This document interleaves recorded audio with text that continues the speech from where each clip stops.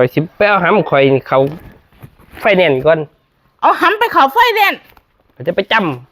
บอกไปทั่วทีบทั่วแดนอีกล่ะข่อยจะไปจำตัวมือได้กับเป็นตะเม่นอยู่ค่ะโอ้แตกไม่ขึ้นหลายนอนเลยตัวนี่ตัดแต่งก่อนขึ้นไม่สวยแล้วเห็นยังอยู่วะมันนี่คือสีอารมณ์ดีเนี่ยวะเฮ้ยโดนแล้วเว้ยเท้าอันหยังอุ้ยมาสูนไรนะขี้กระเนียมเอ้านักขี่กันเนี่ยมีหยังเดี๋ยวนี้ป้าให้เนี่ยโดนแล้วให้หยังโดนเนียงเงินก็ขอมึงว่านี่โมเมนเงินหยังโอ้ยป้าไปไสวิ่งก็ยังว่าข่อยอยากเครื่องสร้างบายยังเป็นประจำเดือนอยู่อาทิตย์หนึ่งแล้วก็มันเป็นประจำเดือนแหมเบื่อแห้งไปหนีคนกำลังอารมณ์ดีหยังอุ่นป้ายแห้งบ่เปลี่ยนน้ำเปลี่ยนในแล้วบอกว่าให้เปลี่ยนน้ำปลาให้เลยเปลี่ยนน้ำปลาให้เนี่ยมันก็บ่เปลี่ยนหัวนี่บ่ได้เรื่องได้เล่าอีดีป่ะโอ้ยฮอนเท้าหยังอีกไปเล่นหรือเปล่าบ้านเช่าอยู่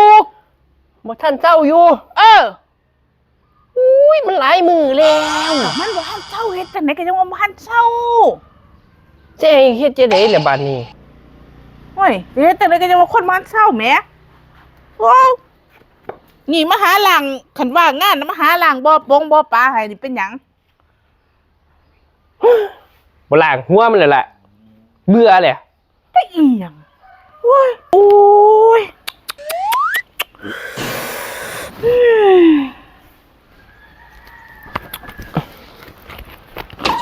นี่ผสมเอาจะสิไปใช้ละเท่าเอกสารครบแล้วเอกสารสิไปใช้บัตรประชาชนก็ครบแล้วในยินบ่นี่ข่อยถามว่าเจ้าสิไปใช้ที่ไปใช้โอ้ยข่อยสิไปเอาหำข่อยเขาไฟแนนซ์ก่อนเอาหำไปเขาไฟแดนข่อยจะไปจบอกไปทั่วทีบทั่วแดนอีกล่ะข่อยจะไปจำตัวมือได้กับเป็นตะเม่นอยู่หันดีล่ะสิอ้อนซ่อนเจ้าอยู่สันติเดี๋ยวยี่สิว่าไปทั่วทีบทั่วแดนมองได้เขารับจำเด่นจำบ่จำเล็งไปโหลดจำแต่แยกฝุ่นหอดแยกกี่โอ้ยเขาก็จำได้แต่รถแต่เลือดแต่เหือแต่ซ่านแต่ตัวหำอยู่ใส่เขาที่จำได้แล้วยังที่จำบ่ได้ผู้ใดอยากเทิงเล็งแมนไปเลยบาทนึงก็เอาอย่าเป็นบาทก็เอา3 บาทก็เอาอยากแห้งปนันบ่เด่นเนี่ยไว้อยากตัวมาคำพูดสิคักปนันมามุดหงิดแท่งแม่มาพูดจะพาไพ่แดงให้มา